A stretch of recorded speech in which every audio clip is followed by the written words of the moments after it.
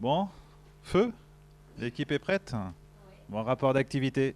Donc, on va passer au rapport d'activité. Juste, on vous a donné donc une copie, pardon, du projet stratégique associatif. Voilà. N'hésitez pas à nous faire des commentaires une fois que vous l'avez lu.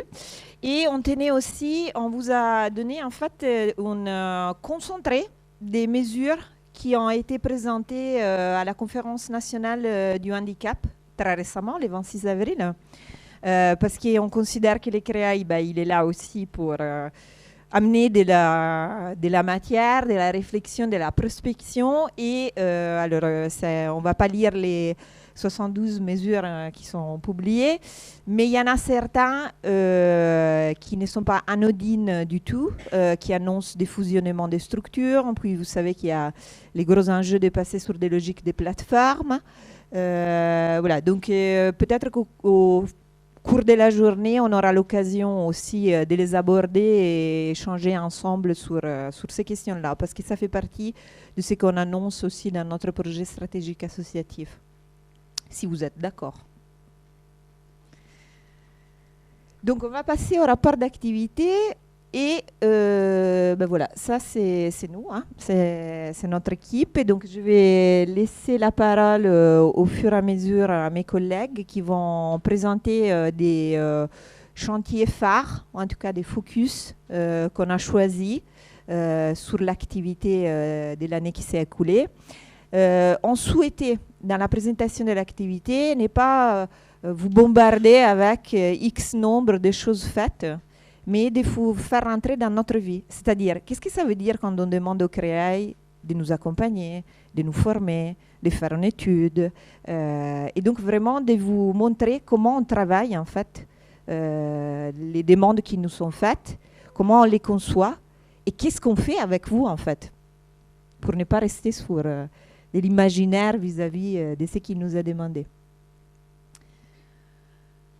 Donc, vous savez qu'on a une mission qui est celle de réaliser des diagnostics. Elle est inscrite dans les cahiers des charges de tous les CREAI. Donc, il y a une instruction ministérielle là, qui porte les CREAI en tant que structure. On n'est pas des cabinets privés, on est d'intérêt général. Ça, on tient vraiment à ces principes d'intérêt général. On est une structure qui a été créée par l'État pour réaliser des diagnostics, pour faire de la formation, pour accompagner les professionnels sur les champs du social, médico-social et sanitaire. D'accord? Donc, réaliser des diagnostics, qu'est-ce que ça veut dire? Ça veut dire faire des études et pouvoir, de cette manière, appuyer, être un levier à la décision publique. Mais dans la décision publique, vous êtes tous concernés. Ce n'est pas seulement les fonctionnaires qui agissent en termes de décision. Et donc, c'est des portraits, des informations qu'on vous donne, qu'on fournit pour pouvoir appuyer des décisions. On essaye de mixer de plus en plus des approches quanti à des approches quali. Qu'est-ce que ça veut dire quanti? Ça veut dire s'appuyer sur des bases de données robustes et pas seulement sur des approches qui seraient des entretiens, des focus group et d'autres choses. Donc, sur ce sujet-là, il y a un projet qui est celui de l'Observatoire, pour lequel je laisse la parole à Aurélie, qui est chargée d'études au CREAI, qui va vous présenter donc l'Observatoire et en plus général la plateforme Platos. Je te laisse aussi ça. Merci.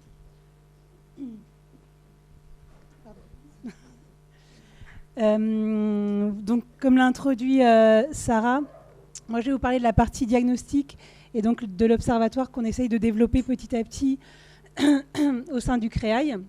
Donc là, la première étape, c'est au sein de la plateforme régionale d'observation sanitaire et sociale, avec l'objectif que ça devienne un outil au service du plus grand nombre.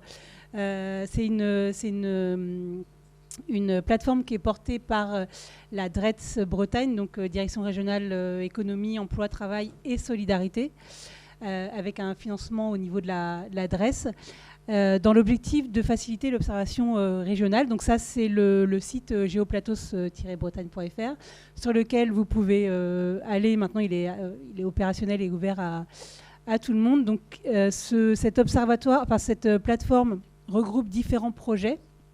Enfin, jusqu'à maintenant, on appelait ça des projets. Maintenant, on appelle plutôt ça des sous-observatoires, en fait.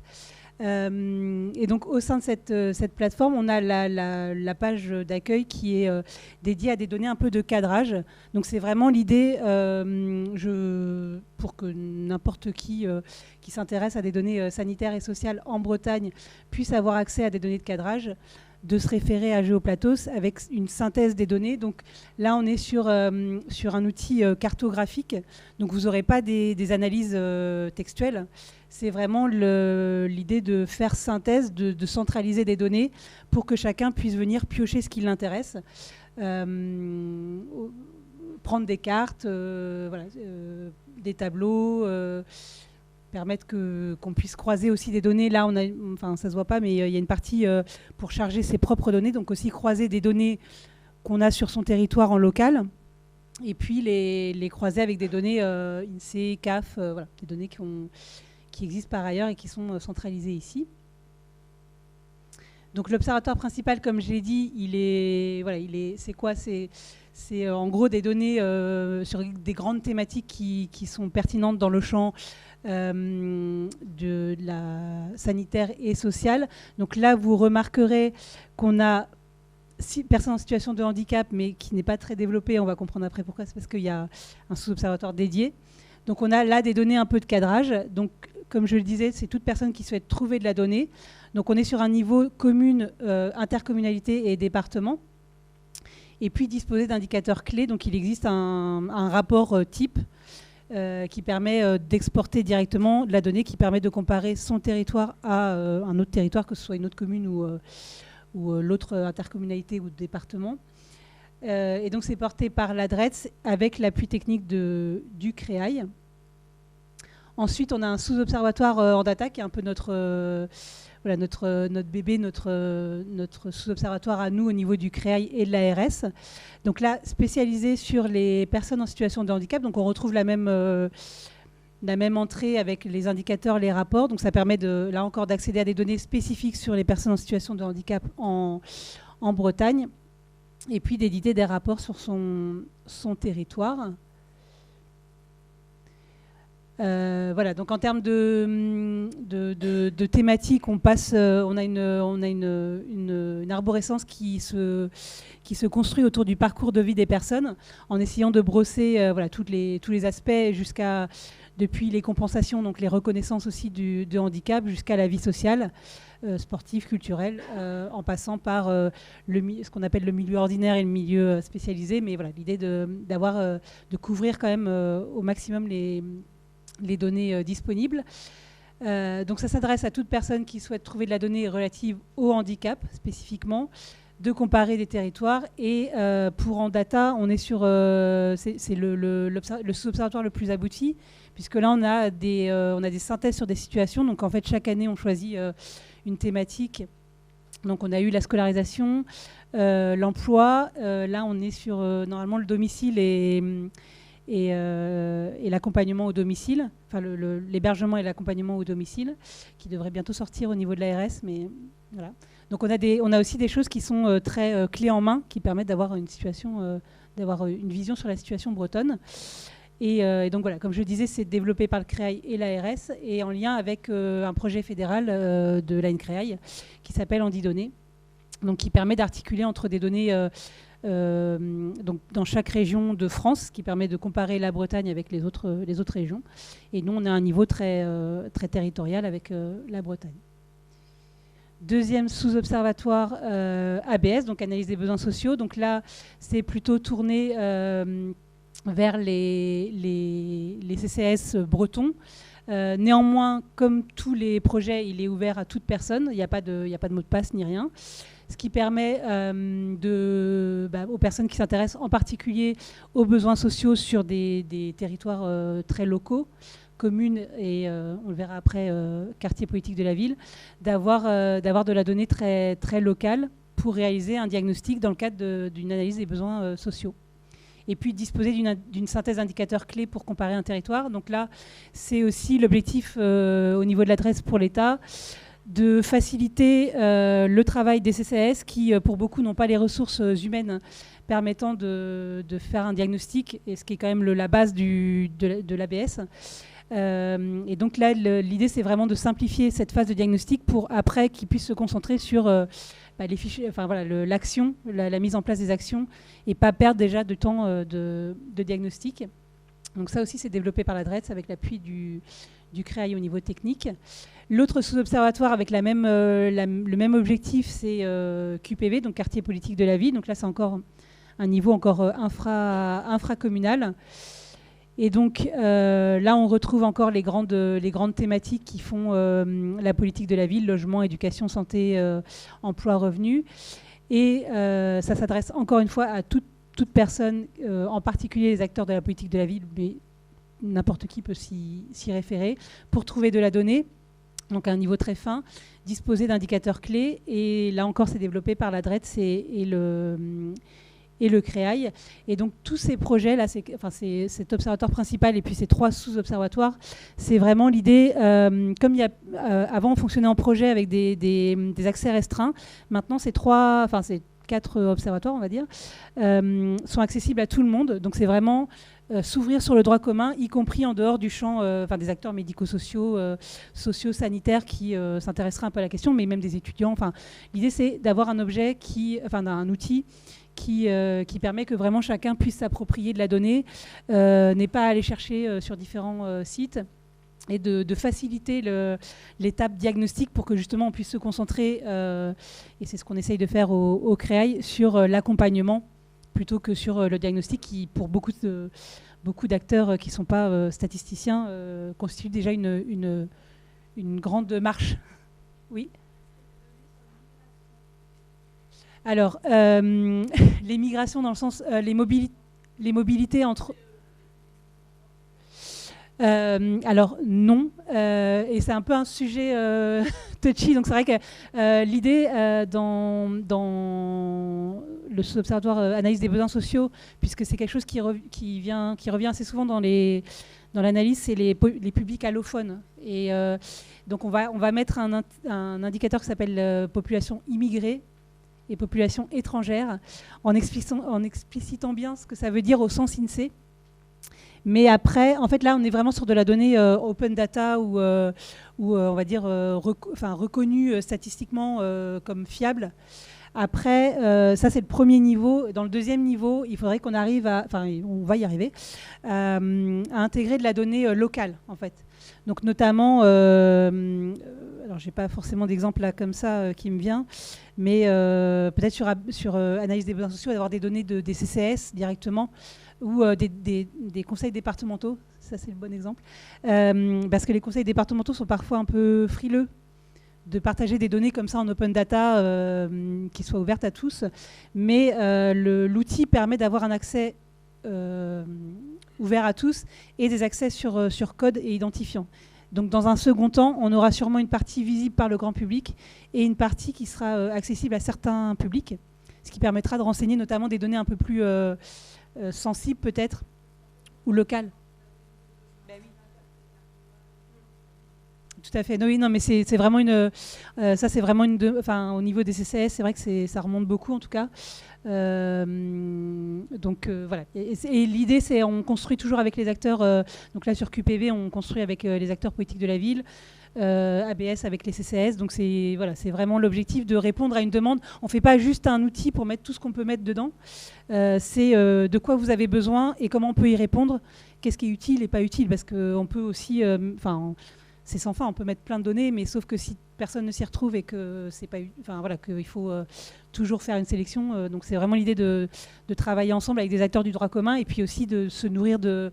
Du coup, au CREAI, on a fait quelques ABS, donc on se nourrit aussi de ce qui ressort des acteurs de terrain, missions locales, des acteurs droit commun, vraiment, qui n'ont pas forcément l'habitude de travailler avec le CREAI, mais qui apportent vraiment beaucoup. Et du coup, c'est aussi l'objectif d'élargir un peu notre palette. On a le handicap, mais on a aussi les politiques de la ville, donc c'est vraiment très social. ABS, c'est pareil. On est un peu sur les personnes âgées, un peu sur... ça permet aussi d'ouvrir au niveau thématique.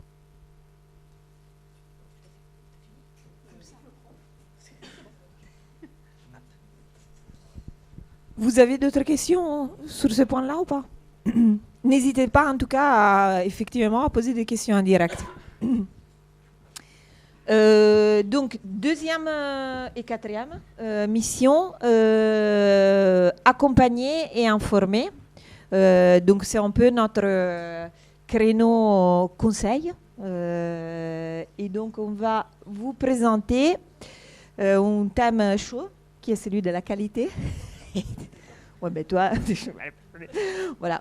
Et ce qu'on fait par rapport au référentiel HAS sur la qualité qui vient de sortir, pour lesquels les CREAI, l'ANCREAI était impliqué parce qu'on fait partie du comité de concertation de l'HAS et nous avons été vraiment mandatés par l'HAS pour accompagner les établissements champ social, médico-social et pas sanitaire, social et médico-social. Mais je souligne le social parce qu'il n'y a pas encore les réflexes, par exemple en protection de l'enfance, de revenir sur ces questions-là.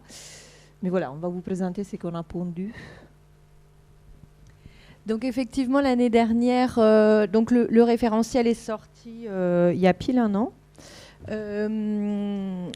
On a travaillé sur une offre sur l'accompagnement en fait de ce nouveau référentiel, une offre qui d'un côté se décline et s'est préparée avec l'ARS dans le cadre d'un dispositif régional d'accompagnement des établissements sociaux et médico-sociaux de la compétence ARS, avec les autres structures régionales d'appui comme le CAPS ou l'OMEDIT sur le médicament par exemple. Et puis une offre plutôt propre au CREAI qui s'appuie cette fois-ci à la fois sur nos convictions mais aussi notre expertise et notamment sur l'ensemble des retours que l'on a sur nos autres missions de la part des professionnels ou des encadrants.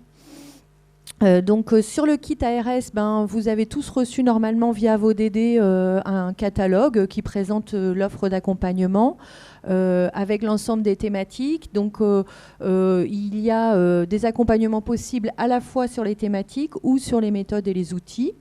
Et puis nous de notre côté on s'est dit moi ce dont j'ai besoin, qu'est-ce que c'est? J'ai déjà peut-être besoin de m'approprier ce nouveau référentiel, donc on a une offre qui s'appelle à l'école des qualiticiens. Non, moi ce dont j'ai besoin là avec ce nouveau référentiel, c'est d'élaborer mon plan d'action pour être prêt le jour J. Ça c'est notre bootcamp. J'ai reçu mon arrêté de programmation, par quel bout je le prends, où je vais, comment je fais. On a aussi éventuellement besoin d'articuler la démarche d'auto-évaluation avec la démarche qualité dans une approche plutôt pratique. Et donc là, c'est y a-t-il un pilote dans l'avion sur une journée? Et puis la nouveauté de ce référentiel, c'est vraiment de mettre au cœur de la démarche qualité la participation des personnes directement concernées. Et donc on a choisi aussi de monter un programme d'une journée sur cette question des modalités de participation dans la logique du nouveau référentiel. Ces formations, elles peuvent se décliner en accompagnement. Donc, soit on rejoint un groupe en inter, soit on peut aussi faire une formation en intra ou une formation associée à un travail d'accompagnement plus fin des équipes. Et puis également, pour ceux qui ne le connaissent pas, il y a un outil qui a été développé par la Fédération des ANCREAI, des CREAI, qui est un outil en ligne qui s'appelle Arsène, sur lequel on voulait vous faire un petit focus aujourd'hui.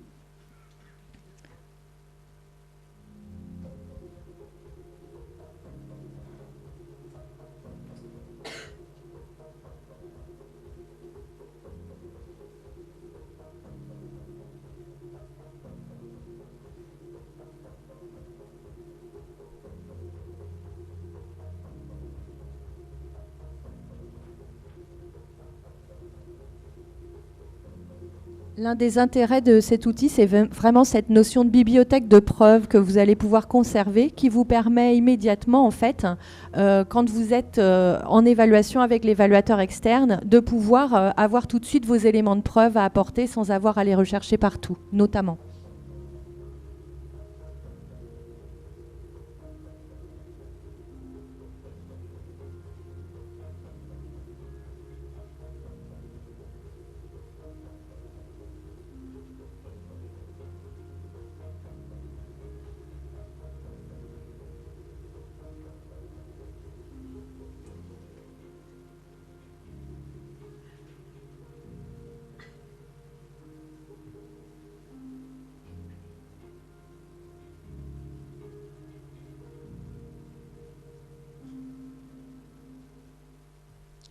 Voilà, donc passer assez rapidement sur cette nouvelle offre d'accompagnement en matière de démarche qualité.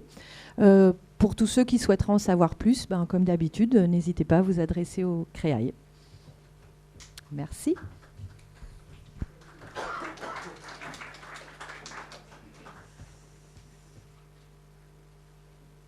Ça, c'était... C'est toi? Oui. Je te laisserai le micro pour notre... Alors donc nous, on l'a souhaité, là, comme disait Sarah, pour rentrer un peu dans la matrice et la façon dont on peut accompagner les équipes. Là, vous présentez, illustré en tout cas par une méthode, par un accompagnement très participatif, puisque c'est aussi, ça fait partie aussi des choses qu'on souhaite développer davantage dans nos accompagnements et interventions. Et là, c'est dans le cadre de l'élaboration d'un projet d'établissement dans le champ de la protection de l'enfance.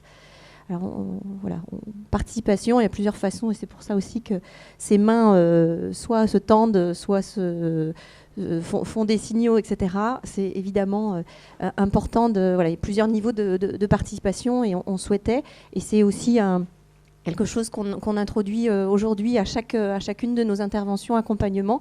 Voilà, savoir se situer, nous, mais évidemment vous aussi, comme commanditaire, en termes de niveau de participation. Et c'est souvent une diapo qui fait, qui peut faire rigoler, qui peut faire sourire, qui peut faire grincer un peu des dents. Mais voilà, on en est où aujourd'hui dans le projet qu'on souhaite conduire sur l'échelle de la participation, en essayant, autant que faire se peut, d'être au plus haut niveau. Donc là, en l'occurrence, c'est la PAS qu'on a accompagnée et le travail est en cours de finalisation pour élaborer leur programme enfance-famille, donc qui rassemble plusieurs antennes sur le département. Je te laisse la main juste sur cette. Alors, oui, en fait, on voulait aussi en faire l'occasion parce qu'il y a pas mal d'adhérents qui travaillent dans le champ de la protection de l'enfance pour vous présenter aussi ce que nous, on a appelé la stratégie en protection de l'enfance et pour vous montrer aussi tous les domaines dans lesquels on s'est creusé la tête sur la question de la protection de l'enfance. Donc, effectivement, on a identifié des thématiques principales qui sont celles de la caractérisation, de l'évaluation de la situation, que ce soit à la micro-échelle, c'est-à-dire dans les rapports entre les professionnels et la personne qu'on accompagne. Donc, quelle méthode on utilise, quel type d'accompagnement on propose. Plus macro, l'évaluation donc de l'établissement, en fait, et de l'impact, en fait, des accompagnements qui sont proposés. Donc, ça, c'est un premier carré. Le deuxième, c'est la question de la participation, donc c'est qui vient d'être présenté par Marion. La participation, la pérédance, et donc on vous présentera aussi les projets prospères qu'on porte au niveau du CREAI.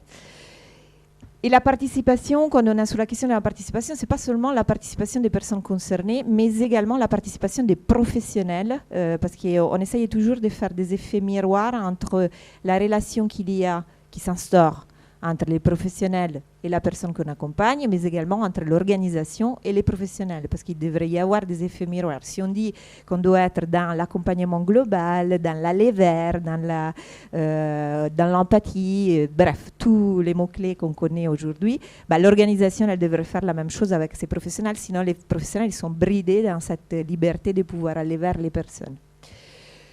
Le troisième, c'est consolider les pratiques professionnelles. Et donc, effectivement, on développe de plus en plus des partenariats avec les universités, avec l'étranger aussi, pour pouvoir aussi s'intégrer, et ça fait le lien avec ce qu'on vous disait des données provantes, d'aller vers des accompagnements, en tout cas des méthodologies qui ont déjà prouvé en effet sur les personnes qu'on accompagne. Et du coup aussi de pouvoir s'intégrer dans une comparaison des données, une comparaison des cohortes, une comparaison des pratiques. Les quatrième volets se situent plutôt sur la temporalité de ces accompagnements, et donc l'amont, la prévention, l'aval, les sorties, et aussi ce qu'on va vous présenter avec l'accompagnement qu'on a conçu pour avec la PAS, la dysynchronie qu'il peut y avoir entre où elle se situe la personne quand on la rencontre et où il est le professionnel dans sa temporalité et où elle est l'organisation dans sa temporalité vis-à-vis de tout cet accompagnement.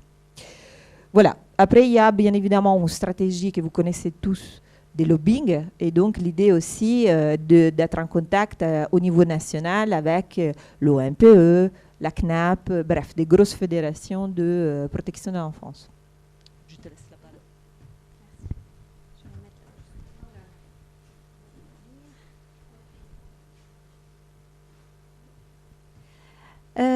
Donc, sur cet accompagnement, je reviens à l'accompagnement de l'élaboration du projet d'établissement de la protection de l'enfance à la PAS.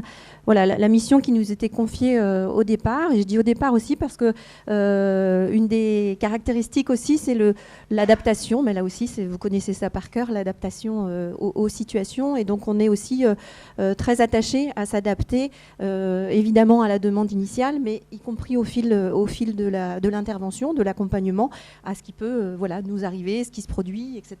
Et voilà, ça nous permet aussi des fois de changer de direction, pas forcément de braquer totalement, mais c'est important aussi de considérer cette donnée-là. Donc on a évidemment élaboré la méthodologie pour répondre aux objectifs, mis en œuvre cette méthodologie avec un comité de pilotage, ça c'est assez classique, travailler bien sûr sur la présentation des résultats, et là on saisit toujours l'importance là aussi que ce soit une personne tierce, un tiers qui vienne apporter ces éléments. C'est pas toujours évident à recevoir aussi pour les professionnels. Il y a plein de choses très positives, mais comme on est là aussi dans une visée d'amélioration, effectivement, on vient aussi donner à voir des éléments qui seraient plutôt à travailler, et puis évidemment proposer des pistes d'action. La méthodologie du coup qu'on a proposée d'abord, et c'est une phase très importante, la connaissance bien sûr et compréhension de la thématique, je ne l'ai pas dit, mais on est dans le cadre d'intervention en milieu ouvert. Et donc, la connaissance, la compréhension a saisi au travers notamment des enfants, des jeunes qui sont, et des familles évidemment qui sont dans le cadre de mesures d'accompagnement. Un travail après d'analyse, bien sûr, de consolidation des résultats, et puis le travail d'expérimentation et de déploiement. Voilà, donc là c'est extrêmement petit, mais je vais zoomer un peu sur les différentes étapes et les enseignements qu'on en tire du point de vue de l'intervention et ce que ça peut produire chez nos commanditaires. Donc on a mis en place évidemment un comité de pilotage qui se voulait être ouvert aussi, on parle de participation aux personnes concernées. Malheureusement ça n'a pas pu être fait. On sait bien aussi la participation ça engage plus de moyens, un investissement aussi important pour des familles, pour des jeunes qui ne peuvent pas toujours être présents. En tout cas, c'était une volonté à l'origine qui n'a pas pu être concrétisée. Mais voilà. Avec l'idée, je ne vois même pas, moi. Hein. Donc, je vais me caler ici. Ben non, je ne vois pas mieux. C'est pas grave, je vais faire... voilà. Je ne l'ai pas dit, on était trois à intervenir, et ça aussi c'est important. Donc Sarah Calmonti, Elfège Amossé qui doit être par là, voilà, et moi-même. Et ça aussi c'est important justement pour, dans l'idée de croiser les regards. Vous êtes parfois accompagné par une personne, un intervenant, conseiller technique CREAI, mais voilà, il y a toujours ces allers-retours aussi avec les collègues. Merci Virginie. Donc on a construit la méthode avec ce copil, avec l'idée, je le disais aussi, d'ajuster la méthode au fil de la démarche. Et ça aussi, hein, des fois, le temps nous prend. Pour le coup, là, la démarche telle qu'elle est dessinée là, hein, on était parti au départ sur 6-8 mois, et puis finalement, c'est un peu plus long, mais il ne se passe pas rien, en fait, pendant ce temps-là. Il y a déjà des choses qui bougent, et c'est aussi le temps de l'appropriation, en fait, pour les équipes, et c'est extrêmement important. Donc après, on a mis en place pour la phase connaissance et compréhension des entretiens avec des enfants, des familles, des focus group aussi, avec des partenaires, des professionnels. Là aussi, à chaque fois, en essayant de... Alors pas pour les entretiens à destination des enfants ou des familles, mais autrement des focus group qui permettent là aussi de croiser les regards et d'avoir des points de vue partagés. Et c'est pas si souvent, en fait, qu'on a ces lieux un peu privilégiés et ces espaces d'expression croisés. Donc ça a été souvent révélateur et riche pour les participants.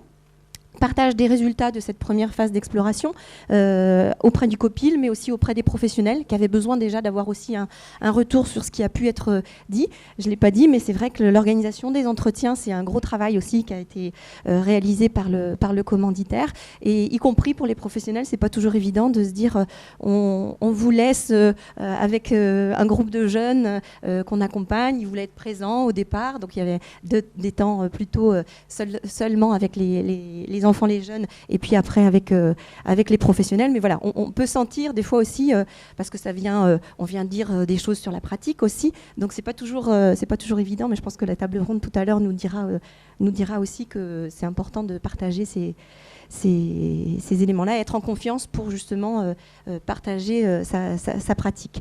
On a partagé ces résultats à l'occasion d'une visio auprès de l'ensemble des professionnels. Ça n'a pas toujours été facile d'accueillir ce qui a pu être remonté, toujours parce que c'est aussi des choses qui sont des choses à améliorer des fois. On a eu des temps d'animation avec des jeunes, des professionnels et des familles professionnelles pour confirmer un certain nombre de choses qui avaient été des résultats qui avaient été identifiés dans la phase exploratoire. Après, des groupes de travail là qui étaient seulement entre professionnels et on voit bien que du partage des résultats où il y avait une certaine appréhension des fois ou voilà une difficulté à recevoir certains messages, les groupes de travail ont permis aux équipes, et ça a été très riche là aussi, de vraiment s'inscrire dans la rédaction et dans l'élaboration des pistes de travail pour le projet d'établissement. Et puis ensuite un partage des résultats à destination à la fois des administrateurs, bien sûr, des professionnels et des personnes accompagnées. Donc voilà, sur cette démarche-là, comme je le disais, on était parti sur 8 mois et finalement ça dure un peu plus d'1 an. Mais voilà, il se passe plein de choses dans ce temps d'intervention. J'avais prévu quelques résultats, mais on me dit qu'il faut que j'avance.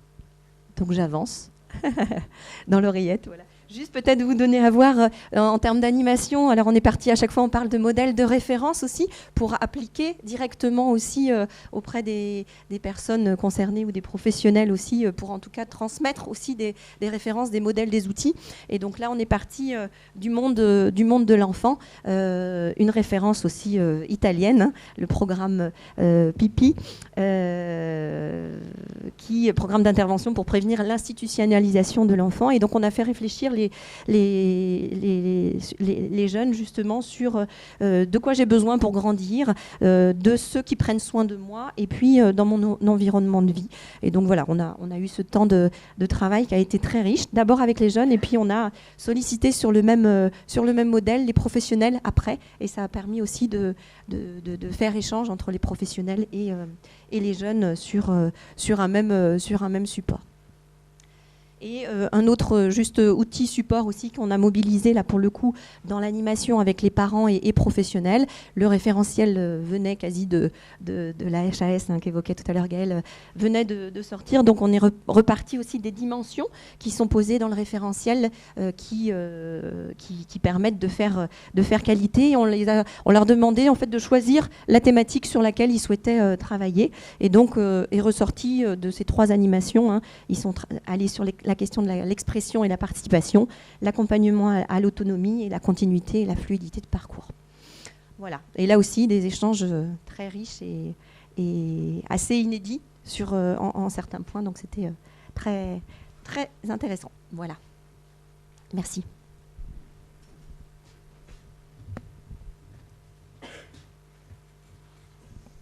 Eh ben, on passe à la formation.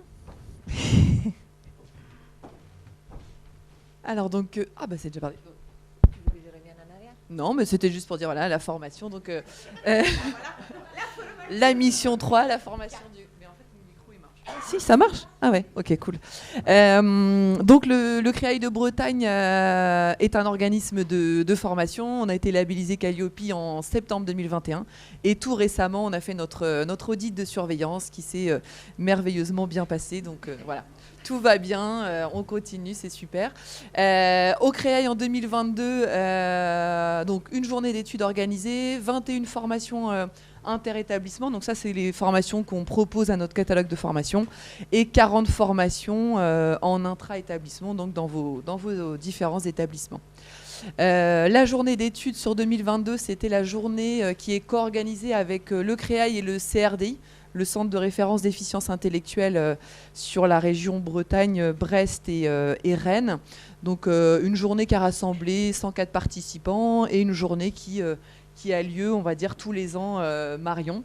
Mais cette année, voilà, 2023, il n'y aura pas forcément de journée autour du trouble du développement intellectuel, mais elle aura lieu en 2024, janvier, enfin en tout cas premier trimestre 2024. Et puis aussi, donc en 2022, du travail autour de la préparation, on va dire, de 4 nouvelles journées sur 2023. Donc une journée à destination des professionnels exerçant en ESAT. Donc c'est une journée que vous retrouvez tous les 2 ans sur le Créail Bretagne. Une journée à destination des professionnels exerçant dans des établissements et services pour accueillant des enfants. Donc une journée qui a lieu en intercréa avec nos collègues des Pays de la Loire la semaine prochaine. Donc peut-être qu'il reste quelques places, je ne sais pas, Virginie. Et puis une journée en novembre, plutôt à destination des professionnels exerçant en masse femmes, foyer de vie. Une journée qui va avoir lieu à Rennes sur choisir d'exercer dans ces établissements sur 2 jours. Voilà, je parle aussi sous le contrôle d'un membre du comité de préparation. Voilà. Et puis la 4e journée autour de la transformation de l'offre en 12 et 13 décembre 2023. Donc je vous disais 21 formations inter-établissements. Donc voilà, cette activité-là aussi continue pour nous et avec une augmentation, on va dire une année 2020 creuse et puis après on a redémarré, 14 formateurs mobilisés pour assurer ces formations. Donc on fait appel à des prestataires extérieurs et puis surtout beaucoup à notre équipe interne. Et puis en intra-établissement, voilà, une très très grosse année l'année dernière. Avec 40 formations dans les établissements bretons, avec pour le coup 9 formateurs mobilisés, donc vraiment plus en interne. Et on a intégré là, depuis récemment 3 travailleurs d'ESAT qui ont intégré notre pôle de formateurs externes, voilà, qui interviennent sur la formation FALC, qui a beaucoup de succès, et sur la formation sur les conseils de la vie sociale également. Donc voilà.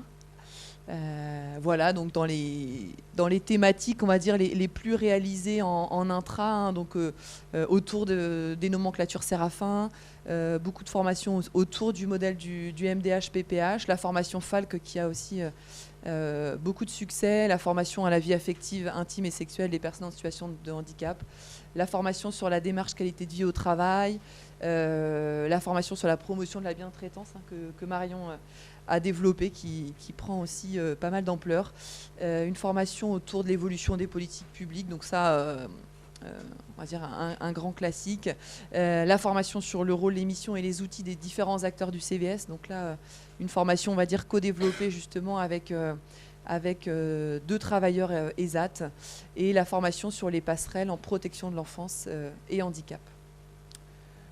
Voilà pour l'activité formation en 2022.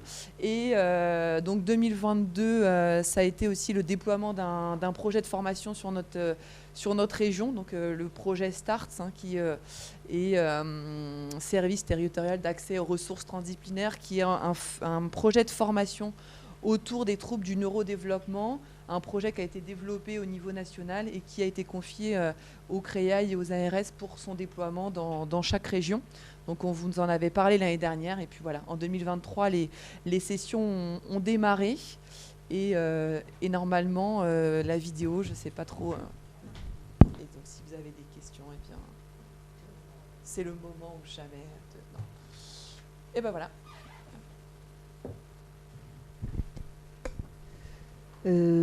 Voilà, donc ça c'est les missions officielles et après on s'est donné d'autres missions. Et donc on essaye de développer ce qu'on appelle des recherches-actions, donc des expérimentations qui ne rentrent pas dans les cadres de missions canoniques. Et donc ce n'est pas des côtés du CREAI. Et donc on a monté un projet qui s'appelle Prosper, que Bastien va présenter. Donc je te laisse la parole. Je vais présenter avec mon œil qui reste. C'est mon moyen de compensation. Voilà, parce qu'il voit pas en fait. Ok. Je suis un œil qui est fragilisé, mais c'est pas grave. Donc On est sur la dépôt de la vidéo. Ouais, c'est ça qu'on va pas passer du coup. Voilà. Si. Ah si, ça fonctionne. Ok, ça marche. Remets la slide d'avant. Ouais, ok. Donc un projet en fait qui s'est construit fin 2021 dans le cadre de la stratégie nationale de prévention de lutte contre la pauvreté.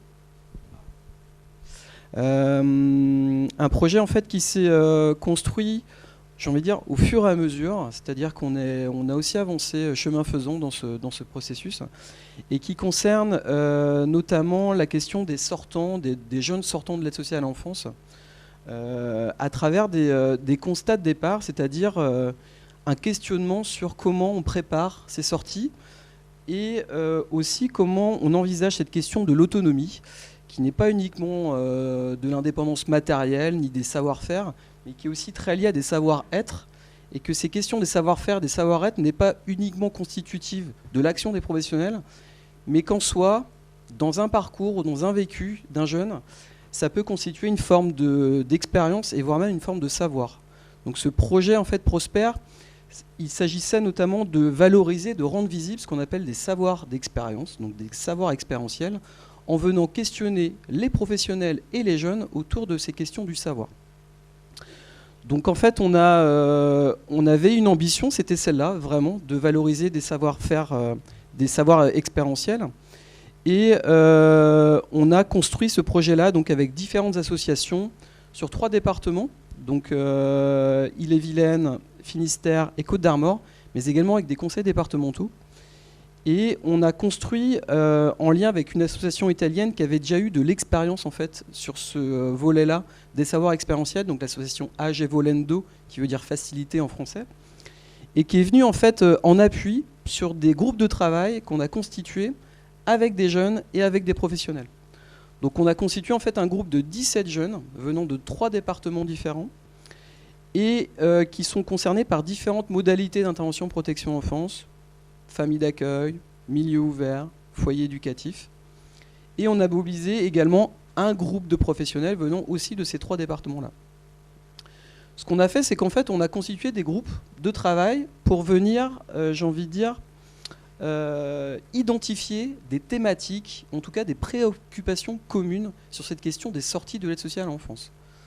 Donc ces premiers temps de travail, on les a construits autour d'un espace, puisque la question des espaces était aussi quelque chose qui était important pour nous. Il fallait qu'on arrive à créer des espaces qui permettaient à ces jeunes-là de s'exprimer le plus possible et de permettre justement cette rencontre-là entre des professionnels et des jeunes. Donc la première qu'on a faite, c'était au Stade Rennais, c'était il y a 1 an maintenant. Et donc l'association italienne est venue en fait en Bretagne nous appuyer en fait sur ces premiers groupes de travail, sur ces premiers temps d'échange. Voilà, on a gagné le match de foot en plus, donc c'était parfait. Et suite à ce premier temps de travail, on a constitué un groupe de professionnels et on est venu avec ces professionnels identifier également des thématiques qui eux, étaient importantes pour eux, en tout cas sur cette question des sorties. Et en fait, les thématiques des jeunes et les thématiques des professionnels, on les a confrontées, on les a croisées. La finalité de ce projet-là, c'est de pouvoir construire une action de formation qui soit co-animée par un professionnel et par un jeune.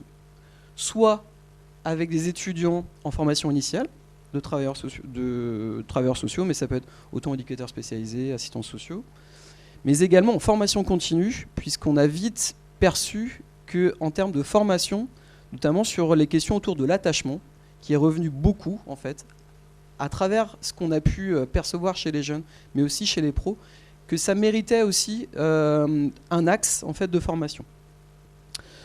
Donc le résultat concret de cette démarche-là qui a été engagée depuis fin 2021, c'est un programme de formation sur 2 jours, donc qui s'intitule « De la prise en charge à la prise en compte, un passage nécessaire pour penser l'autonomie à la sortie des dispositifs de l'aide sociale à l'enfance ». Et donc tous les éléments d'objectif, tous les éléments de contenu, c'est à partir de ces temps d'échange qu'on a eu avec des jeunes et des professionnels.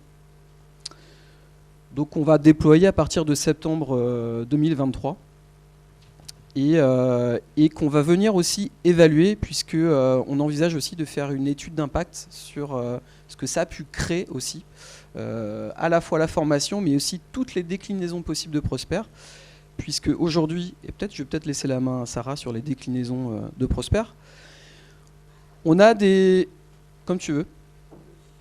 On a en tout cas une déclinaison qui va se faire notamment autour des questions donc, de père aidance et de mentorat, puisque je ne sais pas si vous avez vu cette semaine, mais on a lancé l'offre d'emploi du père mentor protection d'enfance, donc animatière père mentor, qui est une vraie déclinaison en fait, de Prosper, dans l'idée de pouvoir en fait, appuyer et de pouvoir accompagner à partir du CREAI un animatière qui va être dans cette posture d'aller vers les jeunes à partir du savoir expérientiel et comment ça va devenir, en tout cas c'est notre ambition, complémentaire de l'action des professionnels, notamment sur les champs vie sociale, accès aux droits et citoyenneté.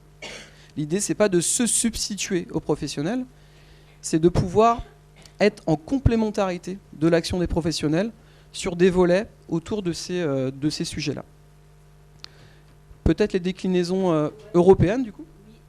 D'ailleurs, je remercie certains professionnels de Prosper qui sont là, hein, une en particulier, Gwen. Donc, effectivement, ces projets, c'est comme un patchwork dans lequel il y a plusieurs morceaux de tissu. Hein. Il y a les volets, donc, avec des livrables concrets. Hein. Ce n'était pas seulement réunir un groupe pour faire rencontrer des professionnels et des personnes, on voulait produire quelque chose. Donc l'idée d'avoir une fiche de formation, c'est un vrai livrable concret de tout un voyage que ces professionnels et ces jeunes ont fait, en fait, et qui va aboutir dans une coopération concrète.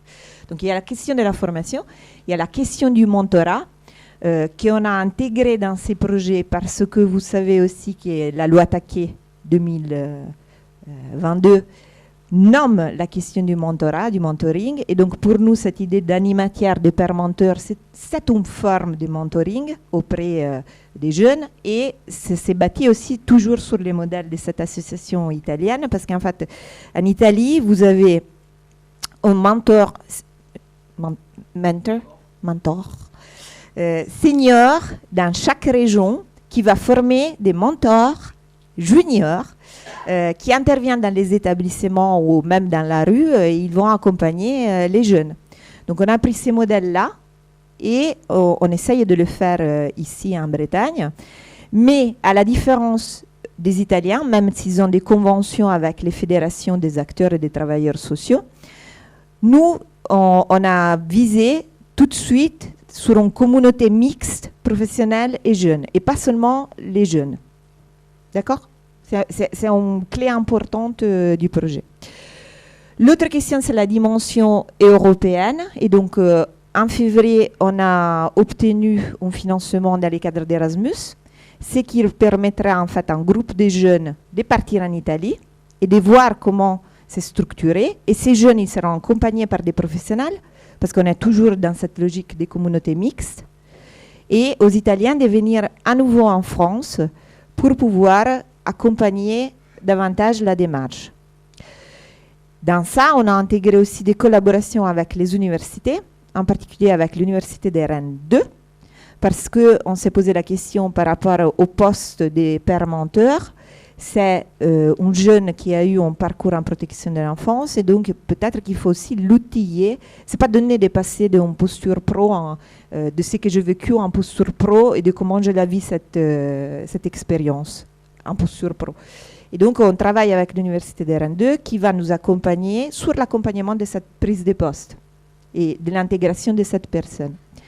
Et on travaille aussi avec l'Université de Montréal au Canada parce qu'on voudrait évaluer les impacts en fait de cette recherche-action, c'est-à-dire non pas seulement dire c'est bien, on s'y retrouve, on a fait un bon truc, voilà, mais prouver les effets de cette démarche, de cette recherche-action. Et donc, l'Université de Montréal a accepté de nous accompagner sur tous les dispositifs d'évaluation de cette recherche-action. Et puis de voir aussi, effectivement, on a mis les 4P, participation, pouvoir d'agir, pratique professionnelle et politique publique. Et donc, effectivement, est-ce que c'est vraiment cette question de la participation qu'on en entend partout et dans tous les secteurs? Est-ce que c'est un levier pour les politiques publiques, pour les comprendre, pour les façonner, pour les modifier et tout ça?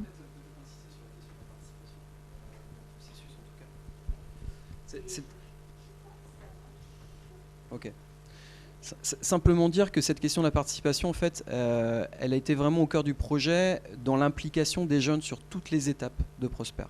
C'est-à-dire qu'à partir du noyau qu'on a constitué de jeunes, ces jeunes-là ont participé à toutes les étapes de la conception, de la communication, de la construction de l'action de formation. Et donc on a essayé d'aller au plus haut dans l'échelle de la participation et de pouvoir aussi justement créer, les mobiliser au maximum sur ce projet-là. Et la vidéo, peut-être qu'on peut la passer du coup, même sur la construction de la vidéo qui illustre assez bien aussi ce projet.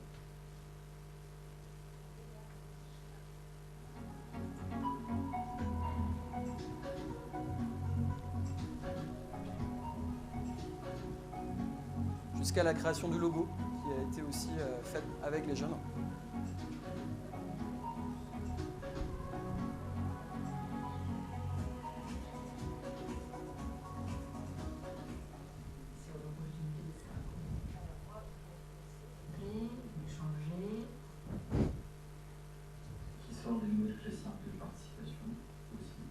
Répondre à plusieurs questions vis-à-vis de l'aide sociale à l'enfance pour améliorer les choses ou juste même rétablir certaines vérités. C'est l'histoire d'une création d'une espèce de communauté entre les jeunes issus de la protection de l'enfance et les professionnels issus de la protection de l'enfance pour favoriser l'enfance